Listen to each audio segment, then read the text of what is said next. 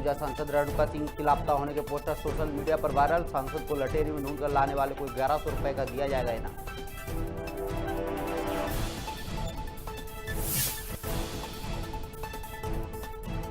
छत्तीसगढ़ के सरगुजा में बिजली की समस्या से जूझ रहे ग्रामीण लोग लालटेन युग में जीवन यापन करने को है मजबूर। अधिकारियों ने मामले में जल्द कार्रवाई करने का दिया आश्वासन।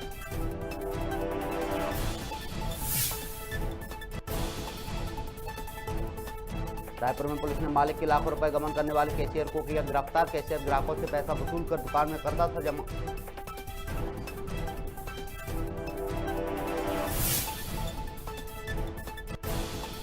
राजगढ़ में मधुमक्खियों के झुंड ने छात्रा पर किया हमला। स्थानीय लोगों की मदद से छात्रा को अस्पताल में करवाया गया भर्ती।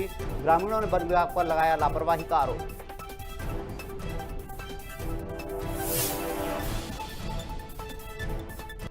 गाडरवारा में टेनिस वॉलीबॉल चयन प्रतियोगिता का किया गया आयोजन। 14 से 21 साल तक के खिलाड़ियों ने लिया हिस्सा। चयनित खिलाड़ी होली के बाद भोपाल में करेंगे खेल का प्रदर्शन।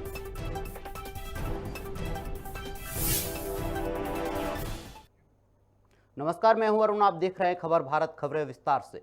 राजधानी भोपाल में कांग्रेस ने पुरानी पेंशन योजना को लागू करने की मांग को लेकर वॉकआउट किया, जिसको लेकर पूर्व मंत्री पीसी शर्मा का बयान सामने आया है, जिसमें उन्होंने कहा कि सरकार 2005 से पहले की पेंशन नीति को लागू करे, जिसे अटल बिहारी वाजपेयी की सरकार ने बंद कर दिया था। साथ ही उन्होंने कहा कि मामले को सड़क से लेकर सदन में उठाएंगे। पेंशन लागू करो, कर्मचारियों की पुरानी पेंशन लागू करो। जो सरकार पेंशन लागू न कर सकी वो सरकार निकम्मी है, जो सरकार निकम्मी है वो सरकार बदलनी है। भारत माता की। आज कांग्रेस पार्टी ने मध्य प्रदेश की विधानसभा में ये मुद्दा उठाया कि जो शासकीय कर्मचारी है उनकी पुरानी पेंशन 2005 के पहले की पुरानी पेंशन लागू की जाए। अटल बिहारी वाजपेयी जी की सरकार ने 2005 के पहले वो पेंशन बंद कर दी थी। भारतीय जनता पार्टी की सरकार थी केंद्र के अंदर, और हमने स्थगन लगाया, हमने संकल्प लगाया, ध्यानाकर्षण लगाया, क्वेश्चंस लगाए, लेकिन एक भी उसमें लिया नहीं जा रहा है।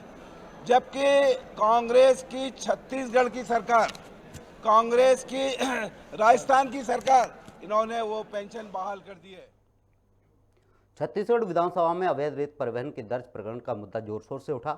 दरअसल खुज्जी विधायक छन्नी साहू ने सदन में सवाल उठाते हुए कहा कि साल 2021-22 में वन विभाग ने रेत परिवहन के अवैध प्रकरण दर्ज किए थे। वहीं मंत्री मोहम्मद अकबर ने पलटवार करते हुए कहा कि वन विभाग ने जो प्रकरण दर्ज किए थे, जिन्हें 10,000 की मुआवजा राशि देकर निर्मुक्त किया गया है।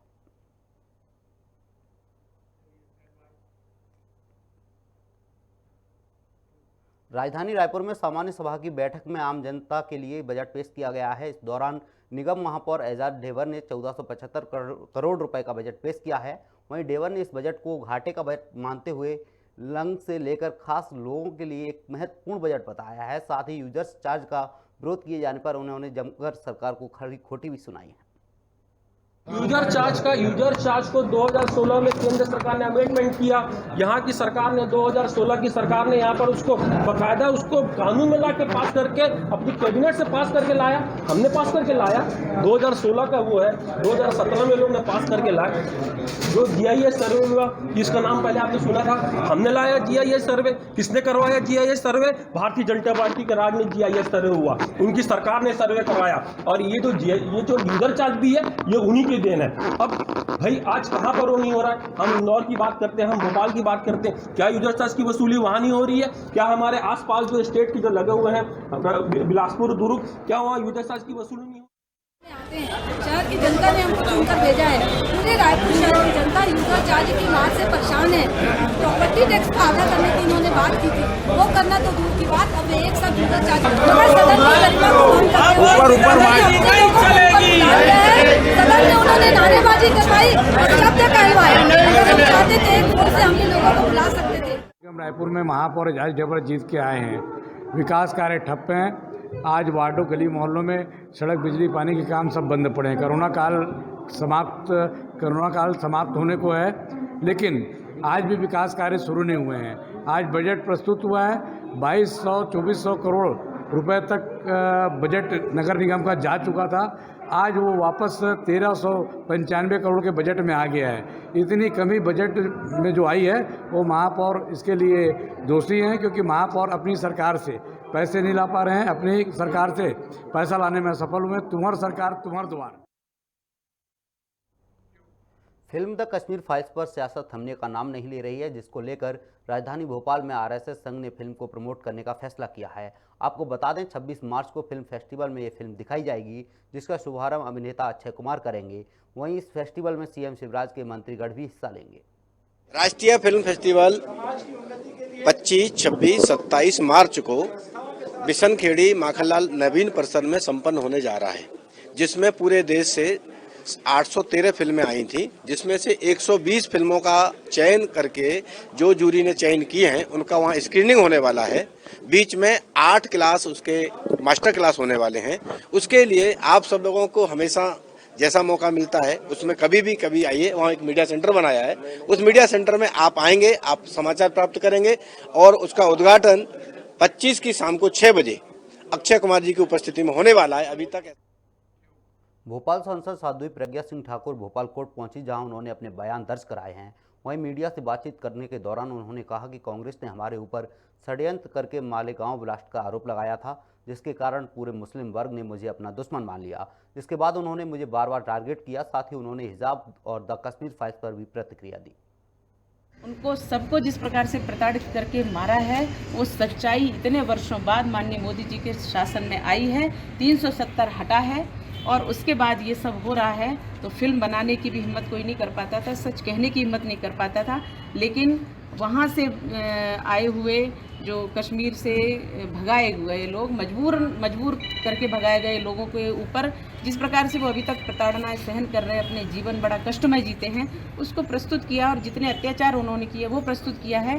तो ये तो एक सच्चाई है, ये एक्चुअली फिल्म नहीं है, ये एक ऐसी सच्चाई है जो लोगों के मन की पीड़ा को व्यक्त कर रहा है और समाज को इसको समझना चाहिए और कांग्रेस की असलियत को जानना चाहिए। और कांग्रेस मुक्त भारत जो माननीय मोदी जी ने कहा, ऐसे ही नहीं कहा। कांग्रेस ने इतनी प्रताड़नाएं दी हैं देश को और इतना गर्त में लेकर के गए हैं, इसलिए उनकी हकीकत सामने आ रही तो वो बौखला रहे, तिलमिला रहे। आप फिल्म देखने जाएंगे? देखिए, मैं अकेली नहीं जाऊंगी। राजधानी भोपाल में राष्ट्रीय स्वयंसेवक संघ ने प्रेस कॉन्फ्रेंस आयोजित की। इस दौरान प्रांत संघ चालक अशोक पांडे ने बताया 38,000 से ज़्यादा जगहों पर संघ काम कर रहा है। वहीं साल 2025 में 100 साल पूरे होने के उपलक्ष्य में संघ कई सारी नई योजनाएं चलाएगा। साथ ही उन्होंने कहा कि 2025 में संघ का प्रत्येक मंडल तक पहुंचने का लक्ष्य है।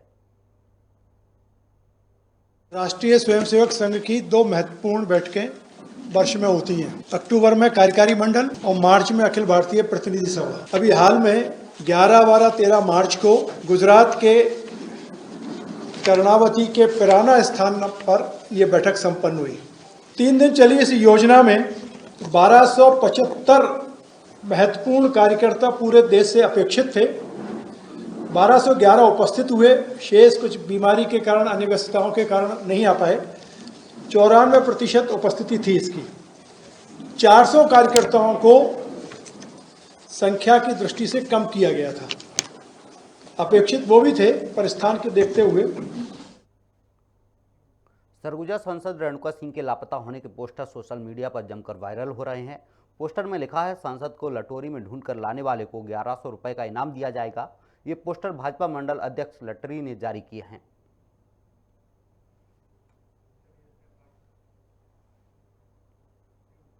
गाडरवारा में टेनिस वॉलीबॉल चयन प्रतियोगिता का आयोजन किया गया, जिसमें 14 से 21 साल तक के खिलाड़ियों ने हिस्सा लिया। आपको बता दें कि चयनित खिलाड़ी होली के बाद भोपाल में खेल का प्रदर्शन करेंगे। इस दौरान रूल्स कमेटी के चेयरमैन यूनुस हुसैन समेत कई लोग मौजूद रहेंगे।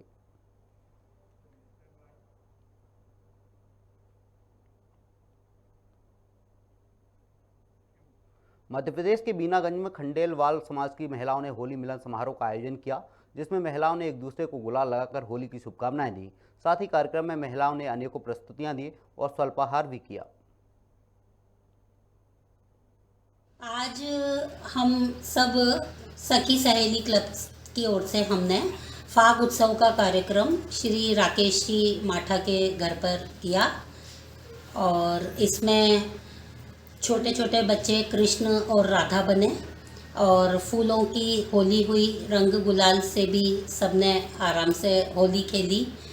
बहुत आनंद के साथ सारा कार्यक्रम संपन्न हुआ और रास भी किया, गरबा भी किया और सब हंसी टिटोली के साथ हम लोगों ने सारा कार्यक्रम आनंद मनाया। छत्तीसगढ़ के सरगुजा में ग्रामीण बिजली की समस्या से जूझ रहे हैं लोग। लालटेन युग में जीवन यापन करने को मजबूर हैं। आपको बता दें कि गांव में सोलर पैनल लगवाया गया है जो कि खराब हो चुका है, जिसमें शाम होते ही लोग अंधेरे में रहने को मजबूर हो जाते हैं। वहीं अधिकारियों ने मामले में जल्द कार्रवाई करने का आश्वासन दिया है।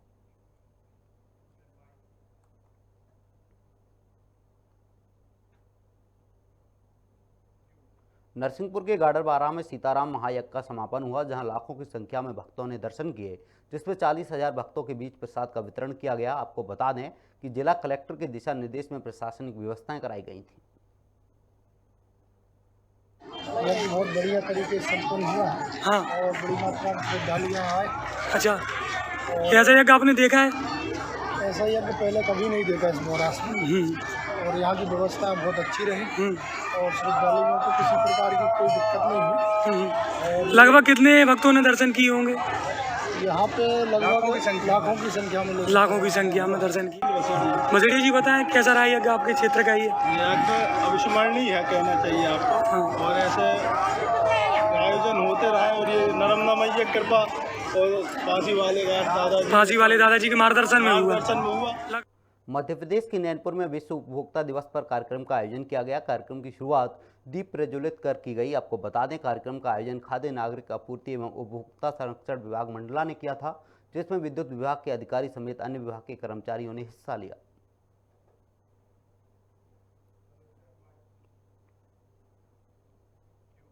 पुष्पराजगढ़ में मधुमक्खियों के झुंड एक छात्रा पर हमला कर दिया, जिसके बाद स्थानीय लोगों की मदद से छात्रा को अस्पताल में भर्ती कराया गया। साथ ही लोगों ने पुलिस को मामले की सूचना दी।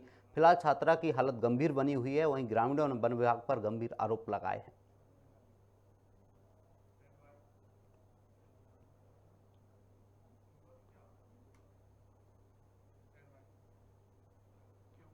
छत्तीसगढ़ विधानसभा ने विपक्ष में बोनस और भुगतान को लेकर सदन में सवाल उठाए। इस दौरान विपक्ष ने सरकार पर निशाना साधते हुए कहा कि सरकार बकाया भुगतान कब करेगी, जिस पर पलटवार करते हुए विधायक मोहम्मद अकबर ने कहा कि ऑडिट होते ही पैसा भुगतान हो जाएगा।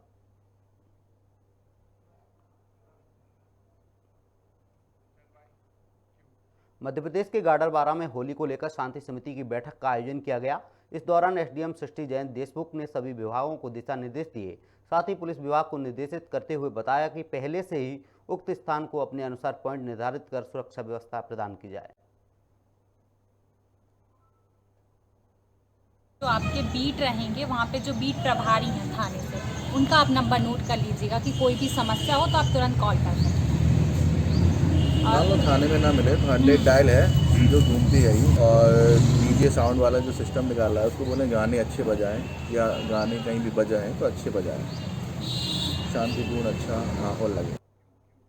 राजधानी रायपुर में पुलिस ने मालिक के लाखों रुपए के गबन करने के मामले में कैशियर को गिरफ्तार किया है। आपको बता दें कैशियर अजय गुप्ता ग्राहकों से पैसा वसूल कर वापस दुकान में जमा करने के नाम पर 18 लाख रुपए लेकर फरार हो गया था। वहीं मालिक ने आरोपी के खिलाफ मामला दर्ज करवाया, जिसके बाद पुलिस ने आरोपी को न्यायालय में पेश किया है।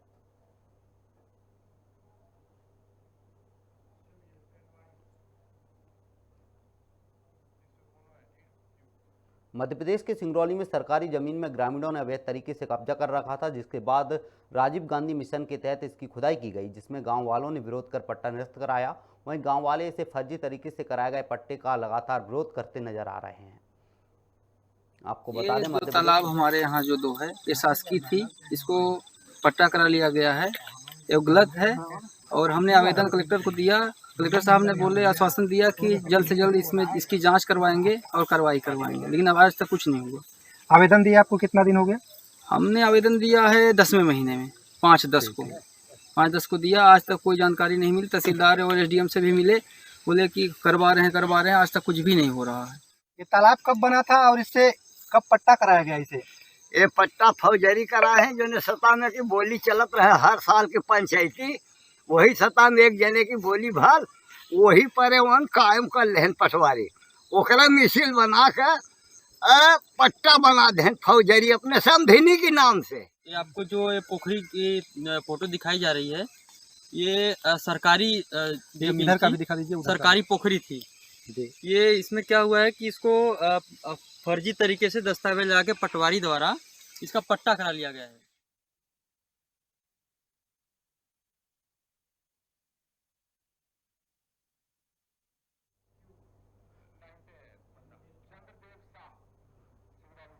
सिंगरौली में सरकारी जमीन में ग्रामीणों ने अवैध तरीके से कब्जा रखा था, जिसके बाद राजीव गांधी मिशन के तहत इसकी खुदाई की गई। इस खबर पर ज़्यादा जानकारी के लिए हमारे साथ चंदेव जुड़ चुके हैं। चंदेव, क्या है पूरा मामला? इससे पहले यहाँ पर जो जमीन थी, ये सबसे पहले मध्य प्रदेश शासन के द्वारा तालाब निर्माण कराया गया था। इसके बाद तालाब निर्माण कराने के बाद फिर वहाँ पर जो उस समय पटवारी थे, उनकी पहुंच से राजेश उपाध्याय जी ने अपनी पहचान और रिश्तेदारी का फायदा उठाते हुए उस जमीन को पट्टा करा लिया। इसके बाद वहाँ के जो रहवासी थे, उन्हें पता चला कि यह नियम विरुद्ध हुआ है, क्योंकि यहाँ पर सरकारी पैसा लग चुका था। इस कारण ये पैसा और ये जमीन सब शासन की होनी चाहिए। इसके बाद उस पट्टे को निरस्त करा दिया गया। इसके बाद पुनः जब उन्हें पता चला कि ये हमारा पट्टा निरस्त हो गया, तो पुनः वही पटवारी के पास, तहसीलदार के पास मिल करके पैसे दे करके फिर उसे सरकारी के बाद फिर पट्टा करा लिया गया। अब उस पर ग्रामीण अपनी लड़ाई लड़ रहे हैं, ताकि उनको अपने मवेशियों को पानी पिलाने के लिए छठ आदि जो पर्व होते हैं, उस पर्व पर। चंदेव, ग्रामीणों ने इसको लेकर शिकायत भी की थी, एसडीएम के खिलाफ कोई कार्रवाई हुई है? जी, एसडीएम के पास आज भी गए थे शिकायत करने, लेकिन एसडीएम वहां नहीं मिले। और कलेक्टर के पास गए थे, कलेक्टर साहब आश्वासन दिए थे कि हम इसकी जांच निगरानी लगाएंगे। आज पटवारी से हमने संपर्क भी करना चाहा कि एसडीएम साहब क्या कर रहे हैं, तो पटवारी आने के लिए कह करके उस घटनास्थल पर इसके बाद चल दिए। चंद्रदेव, जो जिनके नाम पट्टा किया गया है, क्या वो एसडीएम के कोई रिश्तेदार लगते हैं? जी, एसडीएम के रिश्तेदार नहीं है। जो जिसके नाम से पट्टा हुआ है अभी वर्तमान में जो है, उस समय के जो पटवारी थे 2005 के, जो यहाँ पर पदस्थ थे, वो उनके रिश्ते में समधी लगते थे। जी चंद्रदेव, उसके बाद एसडीएम ने कार्रवाई की बात कही है या किसी प्रशासनिक अधिकारी का कोई बयान सामने आया है? जी, अभी तो बयान सिर्फ यही आया है कि उस पर जांच चल रही है। जांच करने के बाद फिर इस पर कार्रवाई की जाएगी। सिर्फ चंद्रदेव, जैसे बताया जा रहा है कि पट्टे निरस्त कर दिए गए हैं, क्या ग्रामीण संतुष्ट हैं इस कार्रवाई से? नहीं, पट्टे निरस्त करने के बाद पुनः पट्टे कर दिए गए हैं ना, इसलिए ग्रामीण असंतुष्ट हैं। एक बार निरस्त हुआ था, इसके बाद पुनः उसको पट्टा कर दिया गया है। तमाम जानकारी के लिए बहुत बहुत शुक्रिया चंद्रदेव आपका। आपको बता दें कि सिंगरौली में अवैध रूप से पट्टे पर कब्जा किया गया था, तालाब की जमीन को पट्टा बनाकर दिया गया था, जिसमें गांव वालों ने विरोध कर पट्टे को निरस्त कराया है। बताया जा रहा है फर्जी तरीके से पट्टे बांटे गए थे, जिसके बाद एसडीएम से शिकायत की गई। शिकायत के बाद पट्टे निरस्त किए गए हैं। आपको बता दें, सिंगरौली में तालाब की जमीन पर कब्जा किया गया था और उसे पट्टे के रूप में वितरित किया गया था, जिसके बाद ग्रामीणों ने इसका विरोध किया। विरोध के बाद कार्रवाई हुई और पट्टे निरस्त कर दिए गए हैं। वहीं ग्रामीणों ने इसे फर्जी तरीके से बताने का विरोध जताया है। ग्रामीणों का कहना है कि पट्टे फर्जी तरीके से दिए गए हैं, जिसके बाद एसडीएम ने कार्रवाई की बात कही है। पट्टे फिलहाल निरस्त कर दिए गए हैं।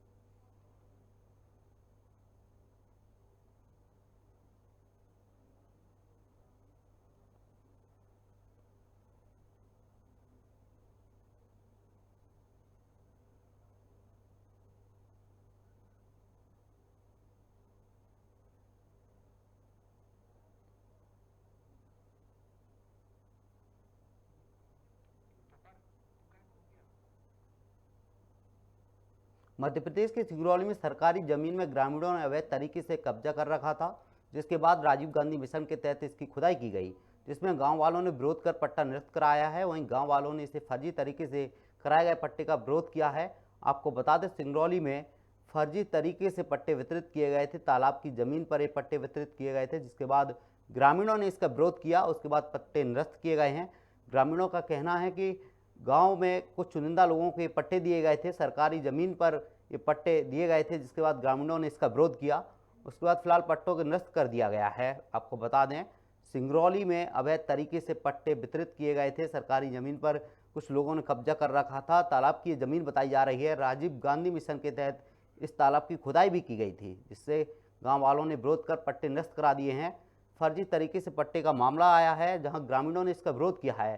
तालाब की ज़मीन पर ये पट्टे वितरित किए गए थे। आपको बता दें, सिंगरौली से मामला सामने आया है, जहां तालाब की ज़मीन पर पट्टे वितरित किए गए थे, जिसका ग्रामीणों ने विरोध किया।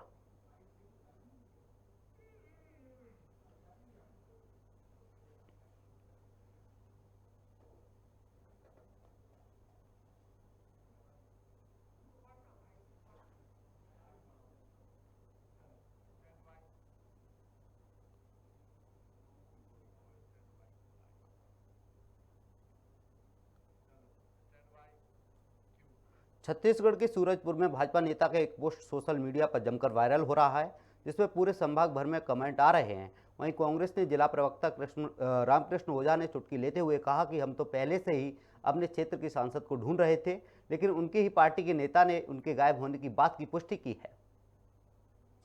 मंत्री भी हैं और चूंकि सेशन रहता है और केंद्रीय मंत्री के नाते जो केंद्र स्तर के जो सरकार के काम होते हैं वो भी एक जवाबदारी रहती है, तो स्वाभाविक रूप से कहीं बहुत ज़्यादा पहुंच पाने में कुछ अड़चन होगी, लेकिन ये नैरेटिव नहीं तय किया जा सकता है कि लापता है। लगातार संपर्क रहता है और बीच में भी अभी प्रेमनगर के चुनाव में और बाकी चुनाव में भी हिस्सा लिया था उन्होंने, और चूँकि मंत्री की जवाबदारी है इसलिए स्वाभाविक रूप से वो थोड़ी सी जो कमी रहती है वो कहीं ना कहीं है। देखिए, इस बात को तो इस क्षेत्र की जनता और कांग्रेस पार्टी शुरू से कहती रही है कि हमारे क्षेत्र की सांसद और केंद्रीय मंत्री लापता हैं। अब इस बात का उनके द्वारा खंडन किया जाता रहा, लेकिन अब उनकी ही पार्टी के लोग, उनके ही परिवार के लोग इस बात को स्वीकारने लगे हैं, और यही वास्तव में सच्चाई है कि हमारे क्षेत्र की सांसद का कहीं अता पता नहीं है। न तो किसी कार्यक्रमों में उनकी कोई दिखाई देती है, न किसी विकास के मुद्दे पे उनकी कहीं कोई बात होती है, न बजट के मुद्दे पे सरगुजा का पक्ष लोकसभा में रखा जाता है। किसी भी मुद्दे पे सांसद का कोई पता नहीं है, और इसकी तलाश कांग्रेस तो कर ही रही थी, अब भाजपा के लोग भी कर रहे हैं। फिलहाल इस बुलेटिन में इतना ही। अब बने रहिए खबर भारत के साथ। नमस्कार।